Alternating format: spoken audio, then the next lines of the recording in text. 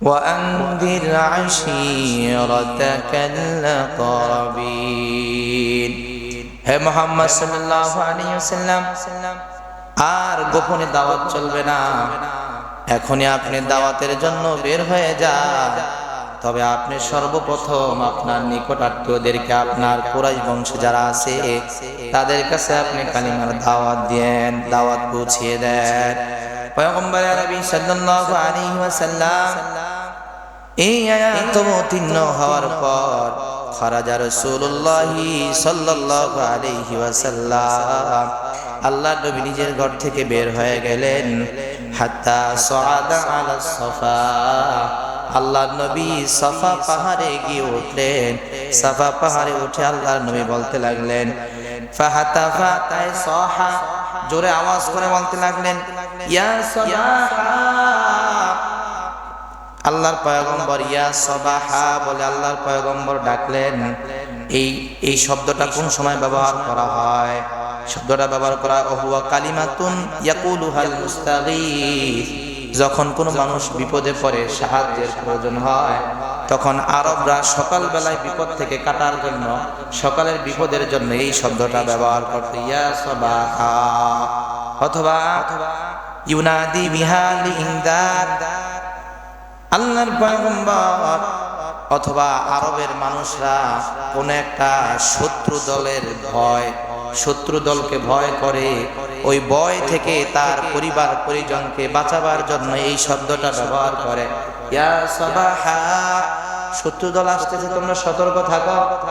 যখন আল্লাহর পয়গম্বর সাফা পাহাড়ে গিয়ে বললেন, ইয়া সাফাহা ইয়া সাবাহা, এ কথা বলার পর সকল মানুষ আশেপাশ থেকে পয়গম্বরের কাছে আসতে লাগলো। আল্লাহর পয়গম্বর আর একটু শব্দ বাড়াইয়া দিলেন। কোন কোন রায়তে আসছে, ইয়া বানি ফির, ইয়া বানি আব্দুল মুত্তালিব, ইয়া বানি লুহাই, এ কুরাইশের ছেলেরা, এই লুহাইর সন্তানেরা, কুরাইশের সন্তানেরা।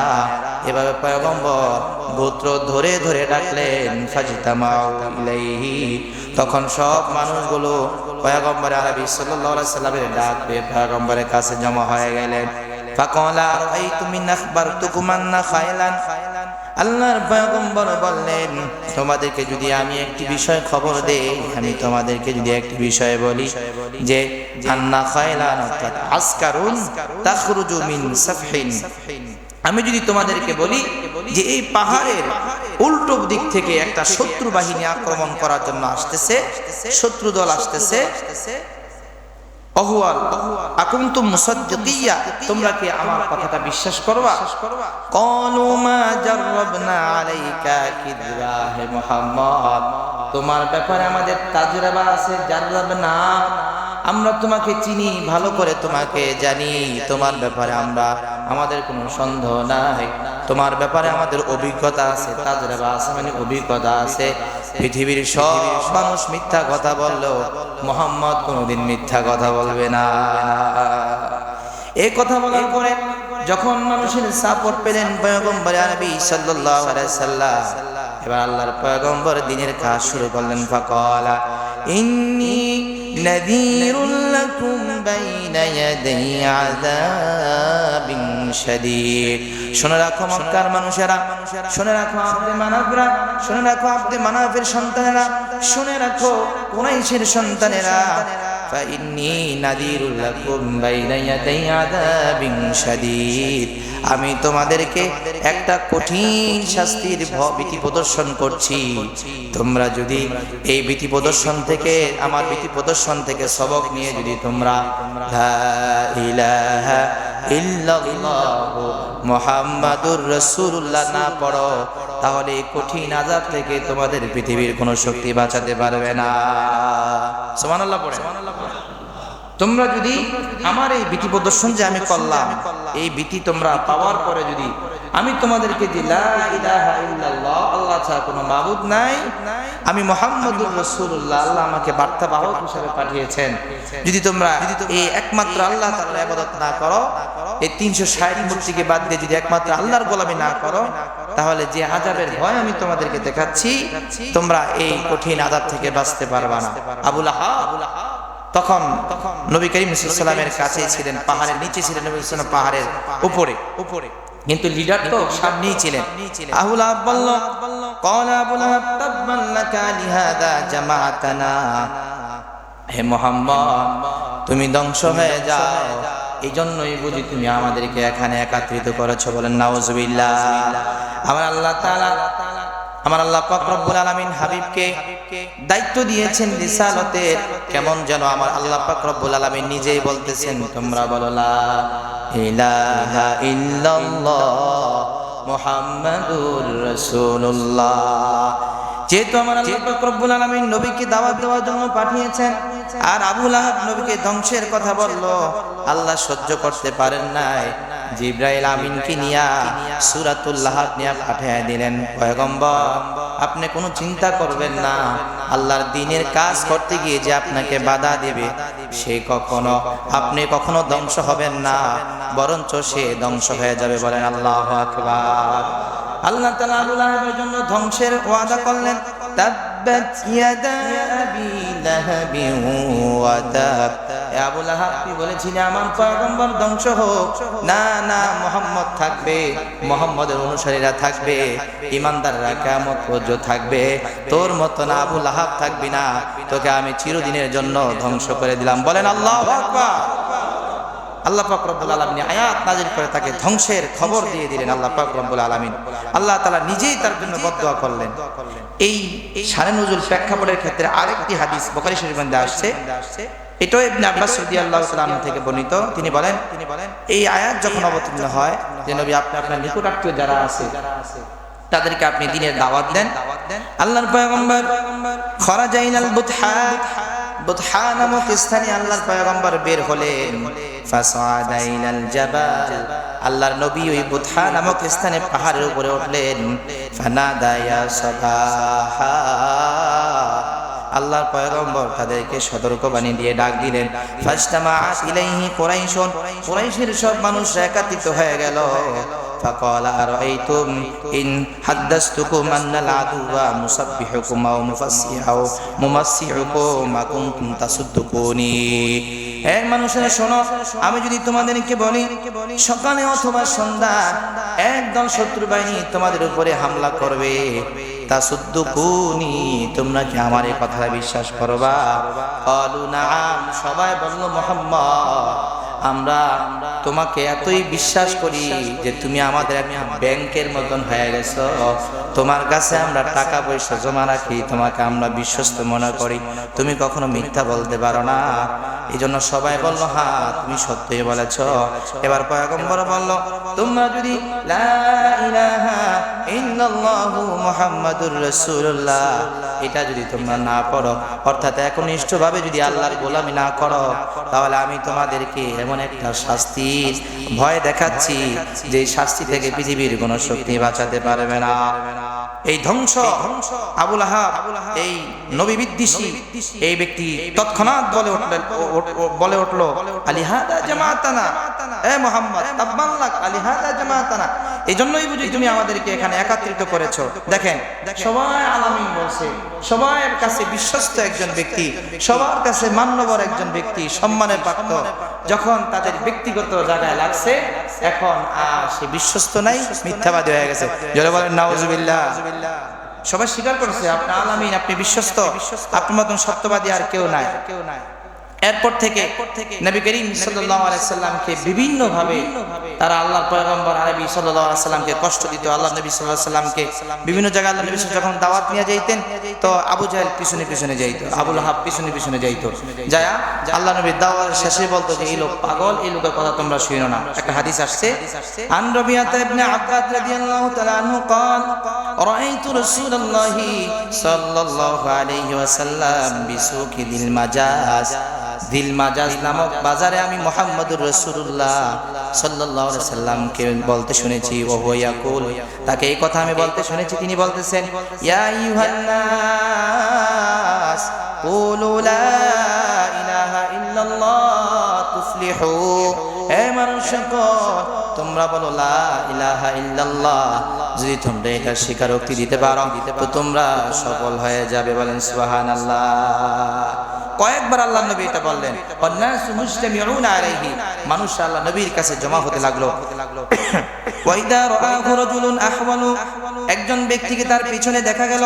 এই সাহাবী বলতেছেন, এই লোক বলে উঠলো, ইয়াকুলু আন্নাহু সাবিউন কাদ্দাব, খবরদার মানুষ, মুহাম্মদের কথা শুনবা না, সে ধর্ম ত্যাগী, মিথ্যুক, তার কথা তোমরা শুনবা না। বলেন নাউজুবিল্লাহ। তাদের পৌত্তলিক যে ধর্ম ছিল, মুহাম্মদ সাল্লাল্লাহু আলাইহি ওয়াসাল্লাম যখন এর বিরুদ্ধে কথা বললেন, বাস তিনি ধর্মত্যাগী হয়ে গেলেন। খবরদার, মুহাম্মদ কিন্তু ধর্মত্যাগী, তোমরা এর কথা শুনবা না। ফাকালাত মান হাদা, এই সাহাবী বলল, ইনি কে? ফাকালু আম্মুহু আবু লাহাব, তার চাচা আবু লাহাব। চাচা হয়ে, আপন চাচা, কিন্তু আপন চাচা হয়ে নবী করিম সাল্লাল্লাহু আলাইহি ওয়াসাল্লামের বিরুদ্ধে কিভাবে সে অনড় ছিল। তো আল্লাহ পাক রব্বুল আলামিন তার ধ্বংসের কথা বললেন। এই আয়াত যখন অবতীর্ণ হয়, যখন উম্মে জামিল, আবু লাহাবের স্ত্রী উম্মে জামিল, তার নাম, অর্থাৎ জামিলের মা, তার নাম হচ্ছে আরওয়া। এই আরওয়া আবু লাহাবের স্ত্রী। আবু জাহেল, আবু লাহাব, এরা ছিল ওই সময়কার লিডার। তো লিডারদের গৌরব তো লিডার, ঠিক না, নেত্রী। তো এই আবু লাহাবের স্ত্রী, তারও অনেক ক্ষমতা। একরাবাতে আসছে এই আবু লাহাবের স্ত্রী হচ্ছে আবু জাহেলের মেয়ে। তাহলে এক নেতার স্ত্রী আরেক নেতার মেয়ে, পাওয়ারটা দুদিক থেকে। এই সে যখন শুনতে পারল মুহাম্মদ নিজে কবিতা বানায়, তারা তো আল্লাহ আয়াত অবতীর্ণ করছে এটা বিশ্বাস করে না। মুহাম্মদ কবিতা বানায় আমাদেরকে বেয়াজ্জতি করেছে, মুহাম্মদ আজকে মুহাম্মদের 12টা বাজায় ছাড়বো, এটা বলে এই দাম্ভিক নারী তার ঘর থেকে বের হলো। তো এই কথাটা যদি আমরা এভাবে বলি, আল্লাহ তাআলা আবু লাহাবের ধ্বংসের কথা বলছেন। তো তার ধ্বংসটা প্রথম তার স্ত্রী দিয়ে শুরু হয়েছে, এরপরে সন্তান, ঘটনা বলবো ইনশাআল্লাহ, এরপরে আবু লাহাব। তো স্ত্রী দিয়া ধ্বংস শুরু হয়। এই দাম্ভিক নারী বের হয়ে গেল ঘর থেকে, এক হাতে একটা পাথর নিয়ে বের হয়ে গেল। পাথর নিয়ে বের হয়ে আর মুহাম্মদকে খুঁজতেছে। মানুষকে জিজ্ঞেস করে, মুহাম্মদ কোথায় আছে, আমাকে তার পরিচয় দাও, কোথায় আছে তার খবর দাও। সে আমার বিরুদ্ধে কথা বলেছে, আমাদেরকে সে বেয়াজ্জতি করেছে, আজকে তার মুখকে আমি পাথর মেরে থেতলিয়ে দিব। বলেন নাউজুবিল্লাহ। কত বড় গোস্তাই কথা, হাদিসে আসছে, বালাকানি আন্না সাহিবাকা ইয়াহজুনি আল্লাহু লা ওয়াজাদতুহু লা যারাবতু বিহাদাল ফিহরি ফাহু, যদি আমি মুহাম্মদকে পাই তাহলে তার গালে আমি পাথর মারবো, আঘাত করতে থাকবো। বলে নাউজুবিল্লাহ। এক পর্যায়ে খুঁজতে খুঁজতে সারা দিন পাড়ি দিয়ে যখন সূর্য যখন অস্তমিত যাবে, এমন সময় আবু বকরকে দেখতে পেল, খানায় কাবার সামনে বসে আছে। আবু লাহাবের স্ত্রী বলল, আবু বকর, তোমার সাথী কই, তোমার বন্ধু কই, তোমার বন্ধুরা এত পাওয়ার দিচ্ছে কে? হ্যাঁ, আমাদের বিরুদ্ধে কথা বলে, আমাকে চিনে, আমার পাওয়ার দুইটা, আমি এক লিডারের স্ত্রী, আরেক লিডারের কন্যা। মুহাম্মদ আমাকে চিনে, এত বড় সাহস। মুহাম্মদ মনে করছে মুহাম্মদ আমার বিয়াই, এই জন্য মুহাম্মদকে আমি ছেড়ে দিব, সে আমাদের বিরুদ্ধে কথা বলবে। নবী করিম সাল্লাল্লাহু আলাইহি ওয়াসাল্লামের 2 মেয়েকে বিবাহ করেছিল, আবু লাহাবের 2 সন্তান, বলবো ইনশাআল্লাহ। তাই বলে মুহাম্মদ যে কোনো সময়, যে কোনো মুহূর্তে আমাদের বিরুদ্ধাচরণ করবা, মুহাম্মদকে আমরা ছেড়ে দিব, এটা হতে পারে না। মুহাম্মদ কোথায় বলো? এখন আবু বকর দেখতেছে যে নবী করিম সাল্লাল্লাহু আলাইহি ওয়াসাল্লাম আবু বকরের পাশে। তো আবু বকর বলতেছে, ইয়া রাসূলুল্লাহ, আপনি একটু সরে দাঁড়ান, মহিলা মনে হচ্ছে কোনো সমস্যা হয়েছে এজন্য দেখতেছে না, যদি দেখে না তাহলে আপনাকে আঘাত করবে। আবু বকর বলতেছে, ক্বালা আবু বকর তানাহাইতা লা তুযিকা ইয়া রাসূলুল্লাহ, ও আল্লাহর পয়গম্বর, আপনি একটু সরে দাঁড়ান, আপনি সরে দাঁড়াইলে সে আপনাকে কষ্ট দিতে পারবে না। ফাকালা রাসূলুল্লাহ সাল্লাল্লাহু আলাইহি ওয়াসাল্লাম আন্নাহু সায়ুহালু বাইনি ওয়া বাইনাহা, আবু বকর চিন্তা করবা না, তার মাঝে আর আমার মাঝে আল্লাহ একটা পর্দা ফেলে দিবেন। বলেন আল্লাহু আকবার। এখন আবু বকরকে বলতেছে, তোমার সাথী কই? এখন আবু বকর তো হাও না কইলে মিথ্যা হয়ে যাবে, হাও কইতে পারতেছে না, নবী পাশে বসা, আঘাত করে ফেলবে। এখন না বললে তুই মিথ্যা কথা হয়ে যাবে। বলতেছে, যেহেতু এটা সহে দেখে না, তা আমি আর বলে লাভ কি, চুপ করে বসে রয়েছে। এটা যেহেতু সহে দেখে না, আমি বলে লাভ কি, চুপ করে বসে রয়েছে। একদম বকাঝকা করছে আল্লাহ নবীরে, বইকা এখান থেকে চলে যায়। চলে যাওয়ার পরে আবু বকর জিজ্ঞেস করলেন, ইয়া রাসূলুল্লাহ, আমি দেখতেছি যে আপনি আমার পাশে বসা, সে আপনাকে দেখতে পায় না। কারণ আল্লাহর পয়গম্বর বললেন, শোনো আবু বকর, যখন আমি সূরা ইয়াসিন পড়লাম, আমার আল্লাহ পাক রব্বুল আলামিনের ওয়াদা, মুমিন যখন কোরআন তেলাওয়াত করে মুমিনের মাঝে আর কাফেরের মাঝে হিজাবাম মাসতুরা, আল্লাহ তাআলা একটা কুদরতি পর্দা দিয়ে দেন, কাফেররা মুমিনকে ওই সময় দেখতে পায় না। বলেন আল্লাহু আকবার। আল্লাহর নবী কোরআন তেলাওয়াত করতেছিলেন, এই কোরআন তেলাওয়াতের কারণে কুদরতি পর্দা পড়ে গেছে, যার কারণে আবু লাহাবের স্ত্রী দেখতে পায় না। আল্লাহু আকবার বলেন। কাফের মুশরিকরা যতই ষড়যন্ত্র করে না কেন, যারা আল্লাহর বার্তা নিয়ে আসছে জমিনে, তাদেরকে আল্লাহ তাআলা হেফাজত করবেন। কথা বলেন ঠিক কিনা? প্রিয় ভাইরা আমার, এখন একজনের কন্যা আরেকজনের স্ত্রী, এমন বড় একজন লিডারের স্ত্রী আবার একজন লিডারের কন্যা, সেই মোহাম্মদকে না পায়া সে অনেক রাগ, তার গলার ভিতরে আপনার সবসময় একটা রশি থাকতো। এই রশিতে বিভিন্ন জায়গায়, আগের জমানায় তো মানুষ নেওয়ার জন্য মানে বিভিন্ন গাড়ি ঘোড়া ছিল না, ইত্যাদি ছিল না, তার গলায় কিছু মাল সামানা থাকতো, এই পাশে রশি থাকতো, এখানে কিছু ঝুলিয়ে রাখতো, পিছনে পানির মস্ক ঝুলিয়ে রাখতো, এইভাবে ছিল। তো এই মহিলা রাগান্বিত অবস্থায় দাও হাতে ছিল তার, এই দাও নিয়ে চলে গেছে খড়ি কাটতে গেছে। আর সে সবসময় খড়ি কাটার সময় কিছু কাঁটাযুক্ত কিছু গাছ নিয়ে আসতো, যেটার ভিতরে কাঁটা আছে। তো নবী করিম সাল্লাল্লাহু আলাইহি সাল্লামকে মাঝে মধ্যে অনেক সময় আল্লাহ নবী সাল্লাল্লাহু আলাইহি সাল্লামের ঘরের পাশেই ছিল আবু লাহাবের ঘর, এবং মসজিদ পার হইতে মসজিদে যাইতে কাবা ঘরে যাইতে আবু লাহাবের বাড়ি পড়তো, নবীর বাড়ির পরে, এবং কাবা ঘরের আগে ছিল আবু লাহাবের বাড়ি। তো এই মহিলা কি করতো, কাঁটাকে এভাবে প্রতিদিন রাতের বেলা কাঁটাকে পুঁতা রাখতো মাটির মধ্যে। আল্লাহ নবী সাল্লাল্লাহু আলাইহি সাল্লাম যখন পায়ের ভিতরে কাঁটা লাগতো উহা বলতেন, আর আবু লাহাবের স্ত্রী উম্মে জামিল হাসতো, আল্লাহর পয়গম্বর কাঁদতেন, ইয়া আল্লাহ, এই মহিলা আমাকে কষ্ট দিতেছে, আমার কোনো কষ্ট নাই, আমি কষ্ট পাইলাম, দিনের জন্য কষ্ট, কোনো আমার চিন্তা নাই, তারপরও আল্লাহ মনকে বুঝাইতে পারি না, নিজের আপন চাচি হয়ে কিভাবে আমার সাথে এমনটা করে। আমার আল্লাহ বলেন, হাবিব চিন্তা করবেন না, এই নারীকে আমি দুনিয়াতে এমন বেইজ্জতির মৃত্যু দিব যা পৃথিবীর মানুষের কাছে ইতিহাস হয়ে থাকবে। বলেন আল্লাহু আকবার। তো নবী করিম সাল্লাল্লাহু আলাইহি ওয়াসাল্লামকে না পায়া দাও হাতে নিয়ে চলে যায় খড়ি কাটতে। তো আজকে রাগের ঠেলা, আগে মনে করেন এক কোবে দুই কোবে কাটতো একটা ডাল, আজকে এক কোবে রাখতো বেশি। কথা কি বুঝতে পারছেন? এক থেকে কাটে যায় মোহাম্মদের পায় না। তো এভাবে সে কাটতে কাটতে অনেক মাথা গরম ছিল, তো নিজের সাধ্যের বাহিরে কিছু ডালপাল কেটে ফেলছে। এখন এটাকে বোঝা সে আটি বাঁধার পরে নিজে একা এটাকে উঠাইতে পারতেছে। দেখেন তার কিভাবে মৃত্যু হয়, ধ্বংস কিভাবে হয়।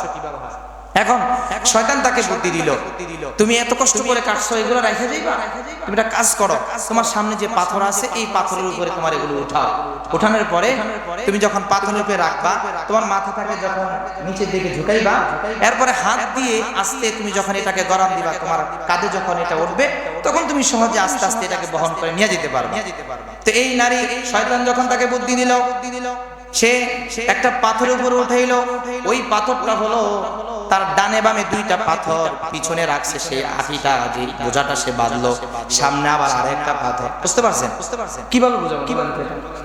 মানে দুইটা পিলার, এই দুইটা পিলারের মাঝখানে সে দাঁড়াইছে, পিছনে আরেকটা পাথরের উপরে সে এই আটিটা রাখছে বা বোঝাটা রাখছে, সামনে আবার আরেকটা পাথর আছে, এমন চিপার ভিতরে নিয়ে আল্লাহ দাঁড়া করাইছে। এবার যখন সে মাথাটাকে নিচু করছে, নিচু করার ফলে যে ফেরেশতারা কিতাবের ভিতরে লেখছে, ফেরেশতা জিবরাইল আলাইহিস সালাম তখন একটা ধাক্কা দিয়ে তার বোঝাটাকে পিছনের দিকে ফালাইয়া দিলেন। ওই যে রশির সাথে, তার গলার রশির সাথে বোঝার সাথে যে বাঁধ ছিল, যখন পিছনের দিকে পড়ে যায়, সে ডানও যাইতে পারে না পাথরের কারণে, বামও সরতে পারে না, সামনেও সরতে পারে না।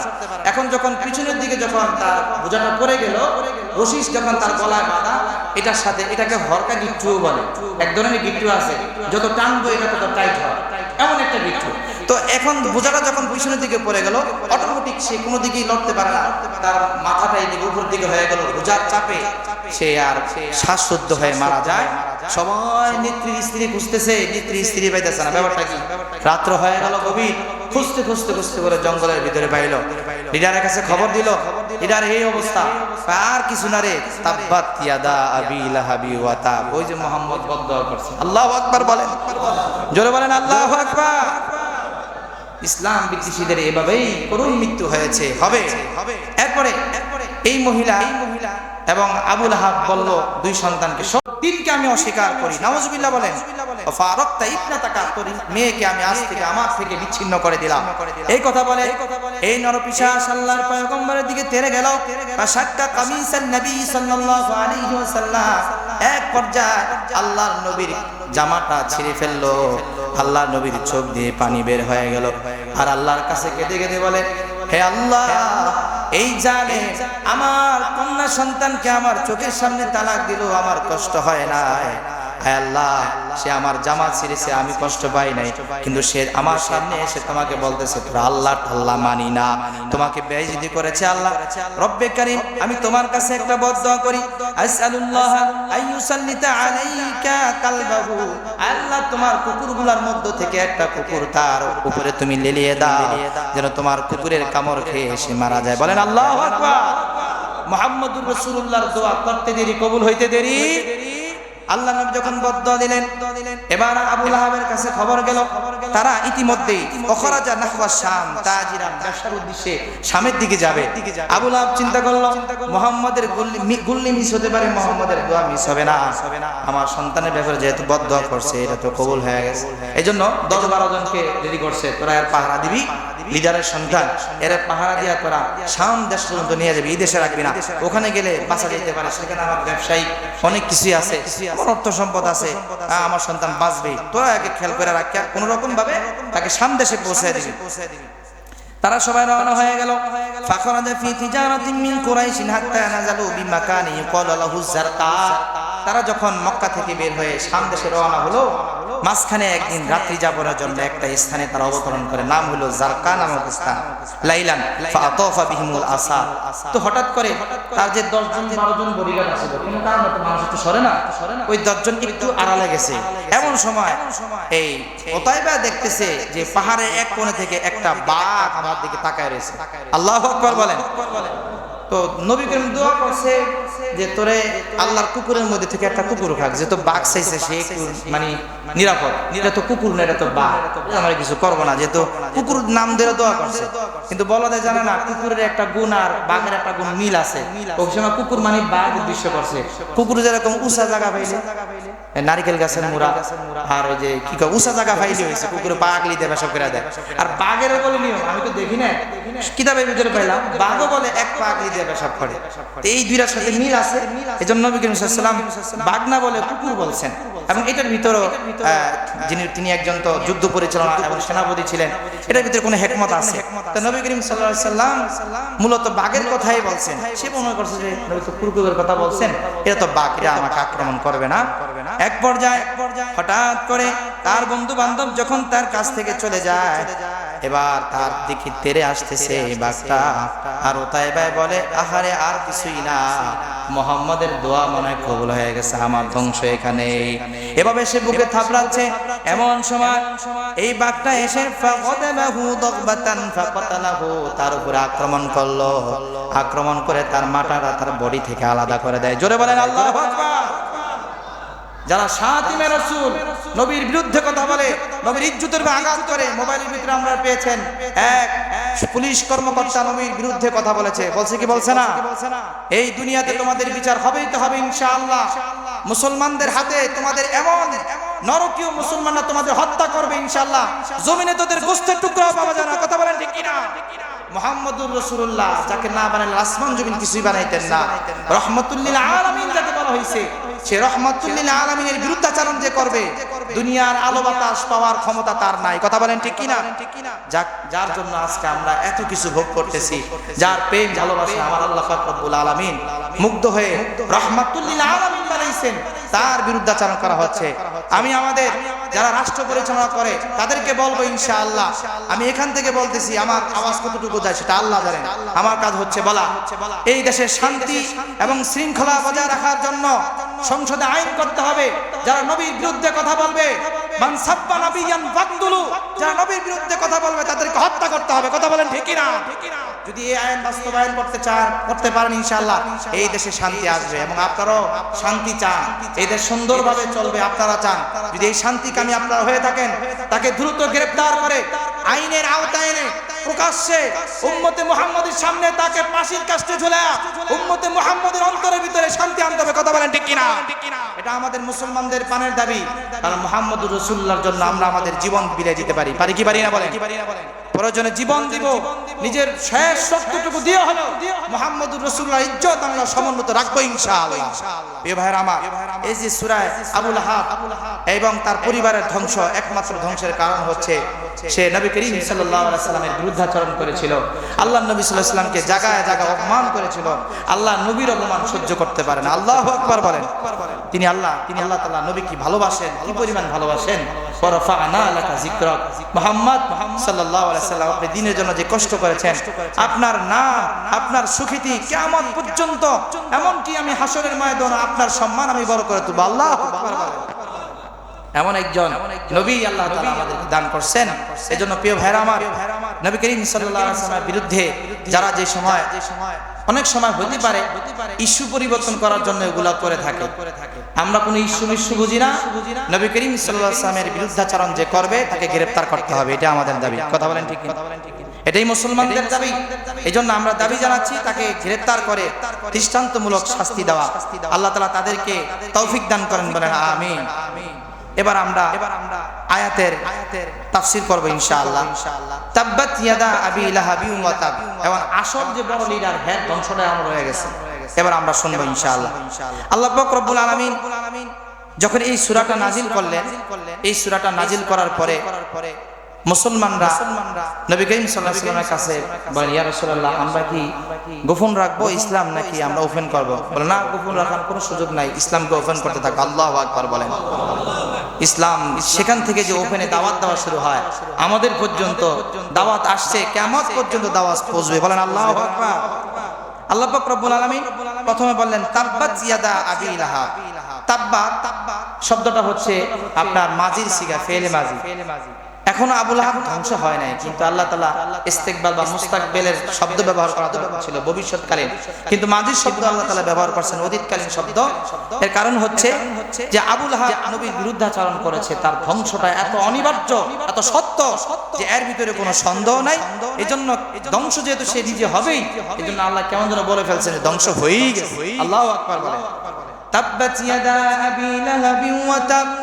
এবার আসেন, কোন রিওয়ায়াতের মধ্যে আছে আবু লাহাব নবী করিম সাল্লাল্লাহু আলাইহি ওয়াসাল্লাম যখন দ্বীনের দাওয়াত দিলেন, আবু লাহাব একটা পাথর হাতে নিয়ে পয়গম্বরের দিকে মারার জন্য উদ্বুদ্ধ হলেন।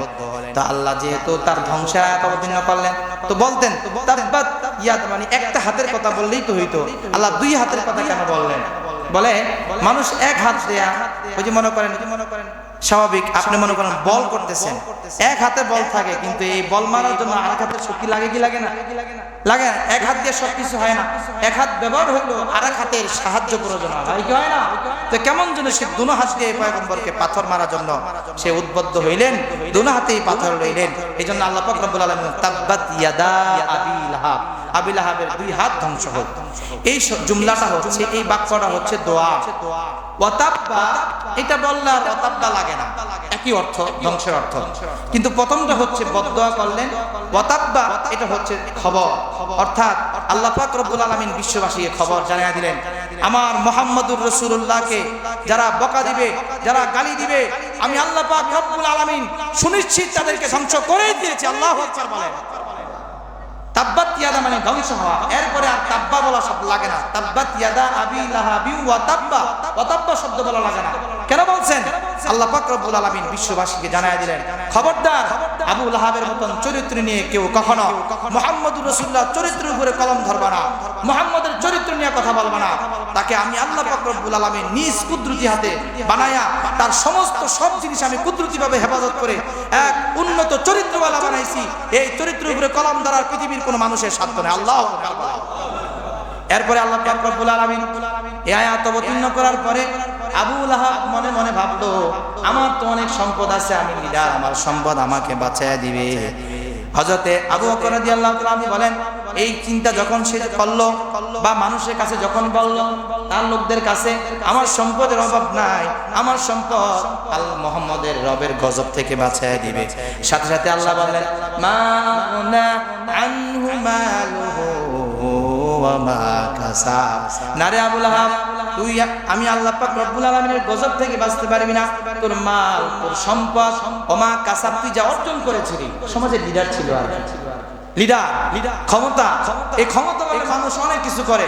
ইমামদের উপরে কথা বলতে চায়, হ্যাঁ, ধার্মিক যারা আছে তাদের উপরে কথা বলতে চায়, কিছু দিয়া দিয়া তাদেরকে তাদের মতো বানাইতে চায়, হ্যাঁ, তাদেরকে তাদের পক্ষে নিতে চায়, এবং ইমাম শব্দের উপরে আওয়াজ বড় করতে চায়। যারা ইমামদের উপরে আওয়াজ করে তারা টাক্কা বেয়াদব। কথা বলেন ঠিক কি না? কারণ নবী করিম সাল্লাল্লাহু আলাইহি সাল্লাম ছিলেন উস্তাদ, উস্তাদের কাছে ছাত্ররা ছিল, সাহাবায়ে কেরাম ছিল ছাত্র। ছাত্ররা মাসলা মাসাইল নিয়ে দুনিয়ার কোনো কথা নেয় না, ধর্মীয় বিষয় নিয়ে মাসলা মাসাইল নিয়ে আপনার কথা বলতেছে। কথাটা নবীর আওয়াজের চেয়ে তাদের আওয়াজটা বেশি হয়ে গেছে। সাথে সাথে আল্লাহ পাক রব্বুল আলামিন কোরআনে আয়াত অবতীর্ণ করে দিলেন, লা তারফাউ আসওয়াতাকুম ফাওকা সাওতিন নবী ওয়া লা তাজহারু লা। খবরদার, খবরদার পয়গম্বর, আপনি আপনার সাহাবীদেরকে জানিয়ে দেন, আপনি হলেন উস্তাদ, তারা হলো ছাত্র, তাদের কোনো আওয়াজ যেন আপনার আওয়াজের উপরে না আসে। কারণ ছাত্র কখনো উস্তাদের উপরে আওয়াজ করতে পারে না, যে করবে সে বেয়াদব, কখনো হেদায়েতের নূর তার মধ্যে ঢুকবে না। বলেন আল্লাহু আকবার। এজন্য ইমাম যেহেতু বানাইছেন, এইজন্য ইমামদেরকে কখনো তাদের উপরে কথা বলবেন না, তাদের উপরে আওয়াজ করে কথা বলবেন না। কাউকে সম্মানের জায়গায় দিয়া যদি সম্মান না দেন, তাহলে এটাতে এক ধরনের বাচালগিরি হয়। কথা বলেন ঠিক কি না? হ্যাঁ, এক জায়গায় আজকে ঘটনা শুনলাম, মসজিদের সেক্রেটারি সাহেবের ছাগল মসজিদের ভিতরে ঢুকছে। এই জন্য ইমাম সাহেবের বিরুদ্ধাচরণ করার কারণে ইমামের গায়ে হাত দিয়েছে। বলে নাউজুবিল্লাহ। এমন কিছু বেয়াদব আছে না এই দেশে? আছে। এই জন্য এই বেয়াদব গুলোকে বলবো, তোরা যদি হেদায়েত চাস তাহলে কখনো ইমামের সাথে বেয়াদবি করিস না। কথা বলেন ঠিক কি না?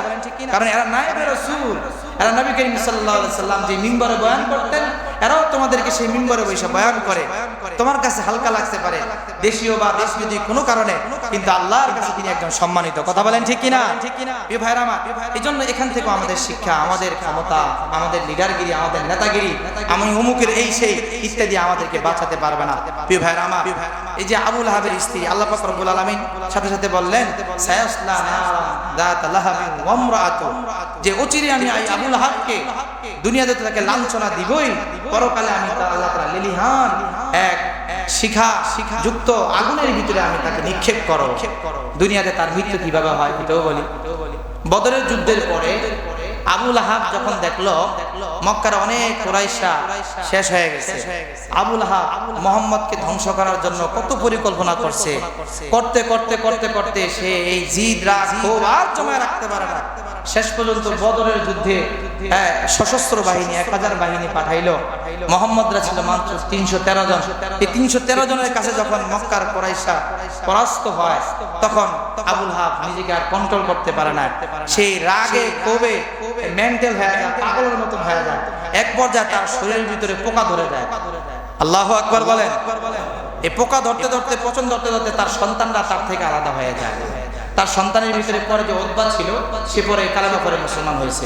তার এক কন্যা সন্তান মুসলমান হয়েছে, ওতাইবা শেষ, আর তার স্ত্রী শেষ। তো এক পর্যায়ে তার সন্তানরাও তার কাছে যায় না, বন্ধ হয়ে গেছে, মানুষও তাকে ধরতে আসে না, এমন পরিস্থিতি হয়ে গেছে। শেষ পর্যন্ত মরার পরও মানুষ তার কাছে আসে না। এরপরে মক্কার মানুষের ধৈরা দুর্গন্ধ থেকে বাঁচার জন্য এক পাহাড়ি অঞ্চলে নিয়ে পালায় দেয়। আল্লাহু আকবার বলে। আল্লাহর নবী গুস্তাখি যারা করবে, আল্লাহর নবী বিরুদ্ধাচরণ যারা করবে, তাদের ঘর হবে আবু জাহেলের ঘরের মতন বাথরুম। কথা বলেন ঠিক কিনা? এবং তাদের লাশ এই জমিনে পচবে, কুকুরও খাবে না। কথা বলেন ঠিক কিনা?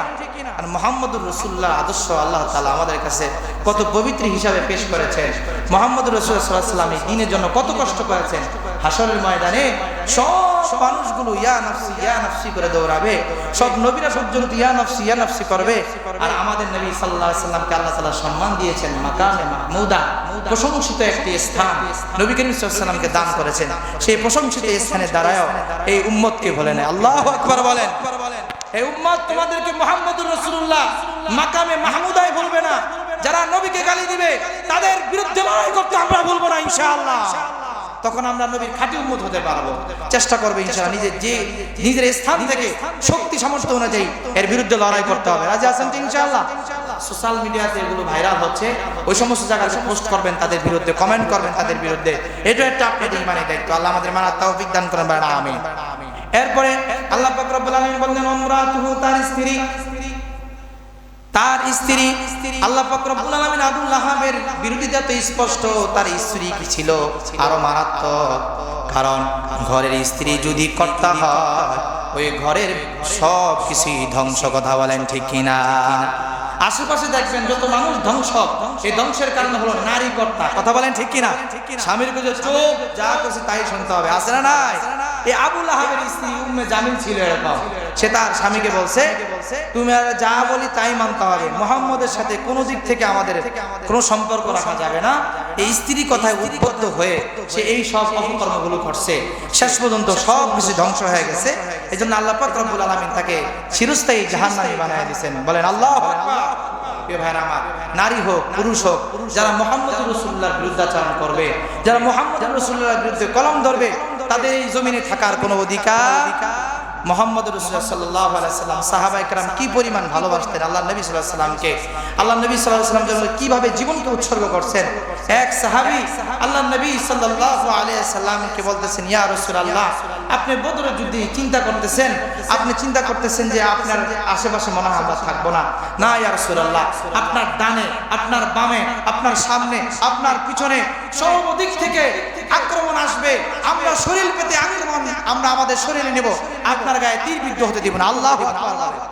সাহাবায়ে কেরাম ভালোবাসা শিখেন, তখন দেখবেন নবী প্রেম আপনার অন্তরে বিধবে। নবী করিম সাল্লাল্লাহু আলাইহি ওয়াসাল্লামের ব্যাপারে আল্লাহ বলেন রাহমাতুল লিল আলামিন, তিনি আমাদের জন্য রহমত। এই রহমতের নবীকে নিয়ে যদি গালি দেয়, যদি আমরা কথা না বলি, তাহলে আমরাও হাসরের ময়দানের জবাব দিতে হবে। এজন্য প্রিয় ভাই আমার, নবী করিম সাল্লাল্লাহু আলাইহি ওয়াসাল্লামের বিরুদ্ধাচরণ যারা করবে তাদের বিরুদ্ধে অনড় থাকতে হবে।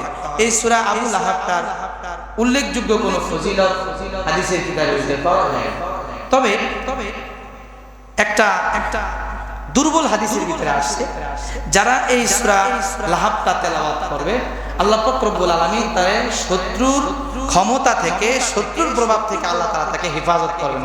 বলেন সুবহানাল্লাহ।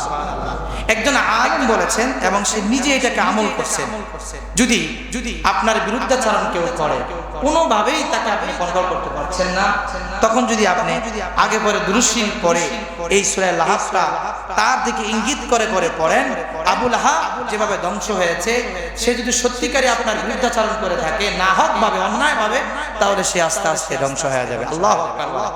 এই জন্য ইনশাআল্লাহ আমরা আমাদের শত্রু মোকাবেলার জন্য আমরা এই আয়াতটা পড়তে পারি বা এই সূরাটা আমরা পড়তে পারি। আল্লাহ পাক রব্বুল আলামিন যে তাফসীর করলাম আমাদের প্রত্যেককে আমল করার মানার তৌফিক দান করেন। বলেন আমিন। প্রিয় ভাইরা আমার, আমাদের জীবনের শেষ লগ্নে আমরা যেন ঈমান নিয়ে মরতে পারি, এজন্য প্রতিদিন আমরা অন্তত একটা আমল করব, সাল্লাল্লাহু আলা মুহাম্মদ। বলেন সাল্লাল্লাহু আলা মুহাম্মদ। যে ব্যক্তি নিজের উপরে দুরূদকে লাজিম করে নিবে, আল্লাহ পাক রব্বুল আলামিন সকল প্রকার বালা মুসিবত থেকে তাকে হেফাজত করবেন। বলেন সুবহানাল্লাহ। দুনিয়া এবং আখিরাতের মুসিবত থেকে তাকে হেফাজত করবেন। নবী করিম সাল্লাল্লাহু আলাইহি ওয়াসাল্লামের উপরে বেশি বেশি করে দুরূদ পড়বেন। বিশেষ করে এক হাদিসের মধ্যে আসছে শুক্রবারে দুরূদ পড়ার কথা বেশি আসছে। এই শুক্রবারও আমরা দুরূদ পড়ব তো ইনশাআল্লাহ। আসরের পরে যে দুরূদ আছে এই দুরূদটা আমরা ইনশাআল্লাহ 80 বার পড়ার চেষ্টা করব। আল্লাহ পাক রব্বুল আলামিন আমাদের প্রত্যেককে আমল করার মানার তৌফিক দান করেন। ওয়া আখিরাত আলহামদুলিল্লাহি রাব্বিল আলামিন।